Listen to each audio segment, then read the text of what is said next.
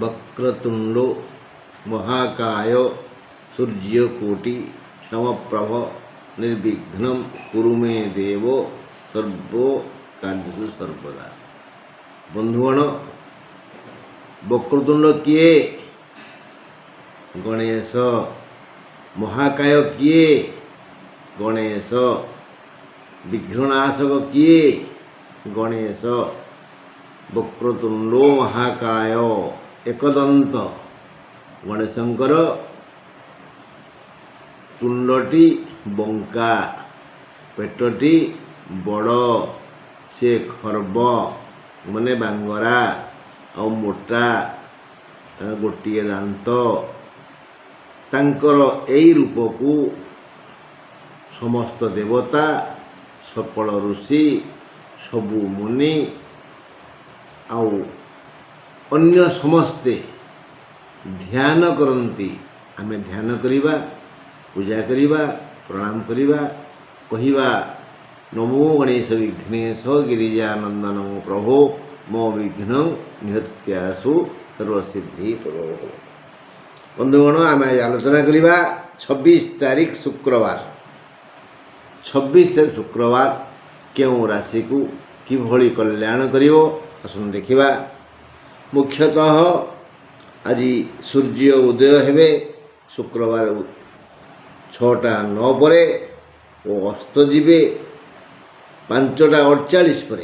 सूर्य उदय हेबे 6:09 पर, अस्त जीवे 5:41 पर और अशुभ काल दिन 1:27 रु 2:55। 1:27 रु 2:55 अशुभ काल। तेणु यही समय मध्य अशुभ समय आम कौन शुभ कार्य आरंभ करवानी कड़े जा। शुभ कौन अशुभ कौन कौन से कार्य आरंभ करता आम जाने अशुभ समय ता पूर्व कम आरंभ करदे, समय नष्ट हेनी। 26 तारीख शुक्रवार मेष राशि द्विजा नक्षत्र दिन 12:10 ठारू सतर्क रहिबा विधेय। 26 तारीख शुक्रवार मेष राशि द्विजा नक्षत्र दिन 12:10 ठारू सतर्क रहिबा विधेय। आमे समस्ते ये कलिजुगर लोके आमे समस्ते धनाश्रित। धन बिना आम मन स्थिर नुहे। तेणु धन को आमे आम जीवन ठूँ अधिक भल पाऊ। मेष राशि धन कौन दरकार नुहे। तेणु आमे समस्ते धनाश्रित। एणु वृत्ति व्यवसा करी बंचुछे। से वृत्तिरु मेष राशि आज भल आय हेब। वृत्ति तो चलिबो। शुक्रवार मेष राशि जनतांकर एक स्वतंत्र नूतन आय हेब। जा तो चलती चली सार तो चाकरी करिचंती किंतु ट्यूशन रु आज पाइबे। बुझीला? हाँ, नूतन आय हेब। ऑफिस रो क्लर्क तो दरमा पाउचंती, आज लांच नेबे। नूतन आय हेब। धार उधार आज सुझी जीवार सूचना मिले। भाई भौणी संपर्क आज भल रहिबो। देह मुंड सुस्थ रहिबो। मेष राशि आज भल दिन। वृष कथा बुझिबा। आसंता काली शुक्रवार वृष राशि रोहिणी नक्षत्र दिन 12:10 पर सतर्क रहिबा उचित। यही जनतांकर बहु व्ययरू रक्षा नहीं। आज बहु व्ययर लक्षण अच्छी। किछि अर्थ वृथा खर्च हो वृष राशि जनतांकर। असुस्थ हेबार सूचना मिले। धनागम हेब मात्र मन व्याकुल हेब। यही अस्थिर मन पाई कर्मरे मन निवेश करि पारिबेनी। ଆଜି ଧନାଗମ ଅଛି, ବ୍ୟୟଯୋଗ ବି ଅଛି। ତେଣୁ ଖୁସି ହେଇପାରିବେନି। ତେଣେ ମନ ବ୍ୟାକୁଳ ହେବ। ମନକୁ ବୁଝିବା ପାଇଁ ଧୈର୍ଯ୍ୟ ନଥିବ, ବିବେକ ନଥିବ, କର୍ମକ୍ଷେତ୍ରରେ ମଧ୍ୟ ମନ ଲାଗିବନି। ବୃଷ ରାଶିର ଭଲ ଦିନ ନୁହେଁ। ଆସନ୍ତାକାଲି 26 ତାରିଖ ମିଥୁନ ରାଶି ଆର୍ଦ୍ରା ନକ୍ଷତ୍ରର ଦିନ 12:10 ଠାରୁ ଅଶୁଭ ସମୟ ଆସିବ। ମାତ୍ର ଏହା ଦୁଃଖଦ ନୁହେଁ। ମିଥୁନ ରାଶିର ସିନା ଆସିବ ଅଶୁଭ ସମୟ, ଦୁଃଖ ଦେବନି। କେଉଁଠି କ'ଣ ଟିକେ ପଦେ କିଏ କହିଦେବ, ଆଉ କ'ଣ ସେତିକି ଦୁଃଖ, ଆଉ କ'ଣ। ହଁ, କାହିଁକି ନା ମିଥୁନ ରାଶିର ହେଉଛି ଶ୍ରୀଚନ୍ଦ୍ର। ସବୁ ଦିଗରୁ ଲାଭ। ଦେହ ମୁଣ୍ଡ ସୁସ୍ଥ ରହିବ। ଖାଦ୍ୟ ପେୟ, ଶୟନ, ପଠନ, ଗମନ, ଭ୍ରମଣ, ଦେବଦର୍ଶନ ଆଦି ସମସ୍ତ ଲୌକିକ ସୁଖ ସୁବିଧା ମିଳିବ। କିଛି ଉପହାର ମିଳିପାରେ। ଆୟ ଅମଳ ବଢ଼ିଆ ହେବ। ଶୁଭ ଦିନ ମିଥୁନ ପାଇଁ ଶୁକ୍ରବାର ଶୁଭ ଦିନ, ମଙ୍ଗଳମୟ ଦିନ। ସବୁ ଭଲ କାମ ଆପେ ଆପେ ହେଇଯିବ। ଆସନ୍ତାକାଲି ଶୁକ୍ରବାର କର୍କଟ ରାଶି ପାଇଁ ଖୁସି ଖୁସି ଖୁସି ଖୁସି ଖୁସି ଖୁସିକର ଦିନ। ସେ ଯାହା କରିବେ ତାଙ୍କୁ ଖୁସିରେ କରିବେ।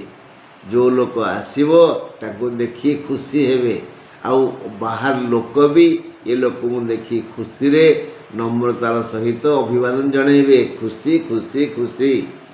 ବାସ୍। ହେଲେ 12:10 ଠାରୁ ଅଶ୍ଳେଷା ନକ୍ଷତ୍ରର ଅଶୁଭ ଅଛି। ବହୁ ବୃଥା ବ୍ୟୟ ହେବ। ଆୟ ମାନ୍ଦା ହେବ। କର୍ମ କ୍ଷେତ୍ରରେ ଦୁର୍ନାମ ହେବାର ଭୟ ଅଛି। ଦେହ ଅସୁସ୍ଥ ହୋଇପାରେ। ଖାଦ୍ୟ ପେୟ, ଶୟନ, ଭ୍ରମଣ ଦୁଃଖପ୍ରଦ ହେବ। ଖରାପ ଦିନ। ତେଣୁ କର୍କଟ ରାଶିର ଲୋକେ ଟିକେ ମାପି ଚୁପି ଚଳନ୍ତୁ। ସୁଖ ମିଳିବ ସିନା, ମନ ସିନା ଆନନ୍ଦିତ ହେବ, କିନ୍ତୁ ଖୁସିରେ ଖୁସିରେ ଗପି ଗପି ଯାଉଥିବେ, କେଉଁଠି ଗୋଡ଼ିଟା ରଗଡ଼ି ହେଇଯିବ ପାଦରେ। ତେଣୁ ହୁସିଆର ଟିକେ। କର୍କଟ ରାଶି ପାଇଁ ଭଲ ଦିନ ନୁହଁ। ଖୁସି ଭିତରେ ବି କିଛି ବିଛା ଥିବେ, କାମୁଡ଼ି ଦେବେ। ଆସନ୍ତାକାଲି 26 ତାରିଖ ସିଂହ ରାଶି ପୂର୍ବ ଫାଲ୍ଗୁନ ନକ୍ଷତ୍ରର ଦିନ 11:10 ଠାରୁ ସତର୍କ ରହିଲେ ଭଲ। ଏଇ ଶୁକ୍ରବାର ଉଦ୍ଯୋଗୀ, କର୍ମଠ, ବୁଦ୍ଧିମାନ, ବ୍ୟବସାୟୀ, ବୃତ୍ତିଧାରୀ, ସେବକ, ଆଇନଜୀବୀ, ଚିକିତ୍ସକ, ସୁନାରୀ, ବ୍ରାହ୍ମଣ ଆଦି ଅଧିକ ରୋଜଗାର କରିବେ। ମାନେ ସମସ୍ତେ, ପ୍ରାୟ ସିଂହ ରାଶିର ସମସ୍ତେ, ମାନେ ଯେଉଁମାନେ ଉଦ୍ଯୋଗୀ, କର୍ମଠ, ବୁଦ୍ଧିମାନ, ଯେଉଁମାନେ ଉଦ୍ଯୋଗୀ, କର୍ମଠ, ବୁଦ୍ଧିମାନ, ସେଇମାନେ, ଅନ୍ୟମାନଙ୍କୁ ନୁହଁ। ମୋ ଭଳିଆ ଯିଏ ଅଳସୁଆ, ଖାଲି ଉପରକୁ ଆଙ୍କରେ ବସିଥିବ, ଚାହିଁଥିବ ମିଳନ୍ତା କି ଅଙ୍ଗୁର କୋଳି ମୁଁ ଖାଆନ୍ତି, ତାଙ୍କ ପାଇଁ କିଛି ନାହିଁ। ଯେଉଁମାନେ ବୁଦ୍ଧିମାନ, କର୍ମଠ, ଅଧ୍ୟବସାୟୀ, ସେଇମାନେ ଯଦି ସିଂହ ରାଶିର, ସେମାନେ ବ୍ୟବସାୟ କରନ୍ତୁ ବା ନାହିଁ, ଯାହା କରନ୍ତୁ, ବ୍ୟବସାୟୀ, ବୃତ୍ତିଧାରୀ, ସେବକ, ଆଇନଜୀବୀ, ଚିକିତ୍ସକ, ସୁନାରୀ, ବ୍ରାହ୍ମଣ ଆଦି ସମସ୍ତ ବୃତ୍ତିଗତ ବ୍ୟକ୍ତି ଅଧିକରୁ ଅଧିକ ରୋଜଗାର କରିବେ। ଅନ୍ୟମାନେ ଆୟ ନ କରିବେ ନୁହେଁ, ସାମାନ୍ୟ ମାତ୍ର। ଆପେ ହସି ଅନ୍ୟକୁ ହସାଇ ପ୍ରୀତି ବାଣ୍ଟିବା ଭଳି ଶୁଭ ଦିନ ଆସିଯାଇଛି। ତେଣୁ ସିଂହ ରାଶି ପାଇଁ ଆଜି ସମସ୍ତ ଜନତା ଟିକେ ଆସନ୍ତାକାଲିର ଯୋଜନା କରି କର୍ମବୀର ହୁଅନ୍ତୁ ନା, ଦେଖିବେ ସବୁ ଦିଗରୁ ମଙ୍ଗଳ ହେବ। ଆସନ୍ତାକାଲି ଶୁକ୍ରବାର କନ୍ୟା ରାଶି ହସ୍ତା ନକ୍ଷତ୍ରଧାରୀ ଜନତା ସାବଧାନ ରହିଲେ ଭଲ। ହାରାହାରି ଦିନ 11:10ରୁ କର୍ମକ୍ଷେତ୍ରରୁ ବଢ଼ିଆ ଆୟ ଅମଳ ହେବ। କନ୍ୟା ରାଶି ପୁରୁଷଙ୍କର ଆତି ଘାତଚନ୍ଦ୍ର। ଆନନ୍ଦ ସୁଖ ମିଳିବ। ମାତ୍ର ବୁଦ୍ଧିମାନ, ଦିଗ୍ବିଜୟୀ, ଲୋକେ ସବୁ କିଛି ଲାଭ କରିବେ, ମୂର୍ଖ ମୋଟା ବୁଦ୍ଧିଆ ଆଜି ହାରିଯିବେ। ଯେଉଁମାନେ ବୁଦ୍ଧିମାନ ଆଉ ଦିଗ୍ବିଜୟୀ, ଉଦ୍ଦେଶ୍ୟ ମୁଁ କିଛି ଲାଭ କରିବି, କର୍ମବୀର, ତାଙ୍କ ପକେଟ ଆଜି ଭରପୁର ହେବ। ଯେଉଁମାନେ ଅଳସୁଆ, ମୂର୍ଖ, ମୋଟା ବୁଦ୍ଧିଆ, ସେମାନେ ଆଜି ହାରିଯିବେ। ଦେହ ମୁଣ୍ଡ ସୁସ୍ଥ ରହିବ, ଅର୍ଥ ଲାଭ ଯୋଗ ଅଛି, ମାନେ ଟଙ୍କା ଉଡ଼ୁଛି ଧରି ପାରିବା ଭଳିଆ ବୁଦ୍ଧି ବିବେକର ବିନିଯୋଗ କର। ହେଲେ କନ୍ୟା ରାଶି ପୁରୁଷଙ୍କର ଆଜି ଘାତଚନ୍ଦ୍ର, କନ୍ୟା ରାଶି ପୁରୁଷଙ୍କର ଘାତଚନ୍ଦ୍ର। ତେଣୁ ସେମାନେ ଟିକେ ଜଗି ରଖି ହାତ ଗୋଡ଼ ହଲେଇଲେ ଭଲ, ନହେଲେ କେଉଁଠି କ'ଣ ହେଇଗଲେ ଶେଷକୁ କହିବେ ଭାଗ୍ୟରେ ଥିଲା। ଆଉ ନାଇଁ ନାଇଁ, ସବୁ କଥା ଭାଗ୍ୟରେ ଥିଲା କହିଲେ ହେବନି, ଚେଷ୍ଟା କରିବା ନା ଆଉ। ବାସ୍। ତୁଳା ରାଶି ଆସନ୍ତାକାଲି 26 ତାରିଖ, ତୁଳା ରାଶି ସ୍ୱାତୀ ନକ୍ଷତ୍ରର ଦିନ 11ଟା 10 ଠାରୁ ସତର୍କ ରହିଲେ ଭଲ। ତୁଳା ରାଶିର ଘାତ ବାର। ଏହି ରାଶି ଲୋକଙ୍କ ପାଇଁ ଆର୍ଥିକ ସୁଖ ଅଛି, ଅଭାବ ମେଣ୍ଟିଯିବ, ମାତ୍ର ଅପମାନ ଯୋଗ ଅଛି। ସୁତରାଂ ବହୁ ଶୁଣିବା, କମ୍ କହିବା ଭଲ। କାହାକୁ ପରାମର୍ଶ ଦେବାନି କି କାହା ପାଖରେ ହାତ ପାତିବାନି, କହିବାନି ଦେ ଧାର ଟିକେ ଦେ ମୁଁ ସୁଝିଦେବି। ସେ କଟୁକ୍ତି ପ୍ରୟୋଗ କରିବ, ଭାରି ବାଧିବ। ହଁ, କାହାକୁ ପରାମର୍ଶ ଦେଲେ ସେ ବୁମେରାଙ୍ଗ ହେଇଯିବ, ଓଲଟେଇକିରି ସେ କହିବ ଅପମାନ ମିଳିବା ଯୋଗ ଅଛି ନା। ହଁ, ସାବଧାନ। ଆସନ୍ତାକାଲି ଶୁକ୍ରବାର ବିଛା ରାଶି ଜ୍ୟେଷ୍ଠା ନକ୍ଷତ୍ରର ଦିନ 11ଟା 10ରୁ ଅଶୁଭ ସମୟ ଆରମ୍ଭ ହେବ। ବିଛା ରାଶି ମହିଳାଙ୍କର ଆଜି ଘାତଚନ୍ଦ୍ର, ସାବଧାନ। ଶୁକ୍ରବାର ଏମାନେ ଅସୁସ୍ଥ ରହିବେ। ଶୁକ୍ରଙ୍କର ମଙ୍ଗଳଙ୍କର ପଡ଼େ ନା, ଶୁକ୍ର ଯାହା ଭଲ ପାଆନ୍ତିନି ମଙ୍ଗଳଙ୍କୁ। ମଙ୍ଗଳ ବି ଖଡ଼ଗହସ୍ତ ହୁଅନ୍ତି ଶୁକ୍ରଙ୍କ ନାଁ ଶୁଣିଲେ। ତେଣୁ କାଲି ଏମାନେ ଅସୁସ୍ଥ ହେବେ, କଳହ ହୋଇପାରେ, ଭଲ କାମ କରି ବଦନାମ ହେବେ, ବୃଥାରେ ବହୁ ସମୟ ଯିବ, ଖାଦ୍ୟ ପେୟ ଯଥା ସମୟରେ ମିଳିବନି, ବିଳମ୍ବରେ ରୁଚିକର ଖାଦ୍ୟ ମିଳିପାରେ, ସନ୍ଧ୍ୟାରେ ଦେବ ଦର୍ଶନ ଯୋଗ ଅଛି। କାଲି ଟିକେ ଈଶ୍ୱରଙ୍କୁ ଦର୍ଶନ କରିବା ଭଳିଆ ସମୟ ଆସି ପହଞ୍ଚିବ। ସନ୍ଧ୍ୟାରେ ଏପଟ ସେପଟ, ସୂର୍ଯ୍ୟ ଅସ୍ତ ପୂର୍ବରୁ, ସୂର୍ଯ୍ୟ ଅସ୍ତ ପରେ ଦେବ ଦର୍ଶନ ଯୋଗ ଅଛି। ଖାଦ୍ୟ କାଲି ମିଳିବନି ଯଥା ସମୟରେ, ଭୋକରେ ଆଉଟ ପାଉଟ ହେଇଯିବେ, କିନ୍ତୁ ବିଳମ୍ବରେ ହେଲେ ବି ଭଲ ଖାଦ୍ୟ ମିଳିବ।